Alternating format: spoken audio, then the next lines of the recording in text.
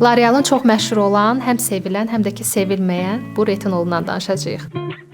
Revitalif adlanan bu məhsulun içərisində retinolun faizi 0,2-dir. Əslində ilkin dövrdə retinola başlayanlar üçün bu məhsul nəzərdə tutulsa da, bəzi şəxslərə mən bu məhsulu istifadə etməyi tövsiyə eləməzdim. Xüsusilə dəriniz sanağa meyillidirsə, dəriniz qurudursa, yaxud da ki həddindən artıq həssasdırsa, bu məhsulu istifadə etmək sizə uyğun deyil. Çünki məhsulun içərisində gliserin və hialuron turşu ilə yanaşı etil spirti var. İndi deyə bilərsiniz ki, spirt bizim dərimizi qurudur, sanağı qurudur. Əslində üzümüzə yaxşı təsir göstərə bilər, amma bir şeyi unutmayın ki, əgər dəriniz həssasdırsa və sanağa meyillidirsə, spirt istifadə eləmək dərinizi həddindən artıq qurudur. Bu da dəri bariyerinizi korlayaraq üzünüzdəki sanaqların gec sağalmasına səbəb olur. Sanağa meyilli yaxud da ki quru bir dəriyə sahibsinizsə, yaxud da ki dəriniz mənim kimi həddindən artıq həssasdırsa, çalışın ki, retinol alarkən tərkibində sakitləşdirici məhsullar olan, məsələn, peptid olan retinollardan istifadə eləsəniz, daha çox effektini görə bilərsiniz. L'Oreal'ın bu retinolunu üz dərisi normal və yağlı olan şəxslər, eyni zamanda üzündə ləkə və qırış problemi olan şəxslər istifadə eləsələr daha çox effekt alacaqlar. Çünki istifadə edənlərin fikirlərini də araşdırmışam. Deməli, uzun müddətli istifadə nəticəsində qırışları açır, hətta üzdə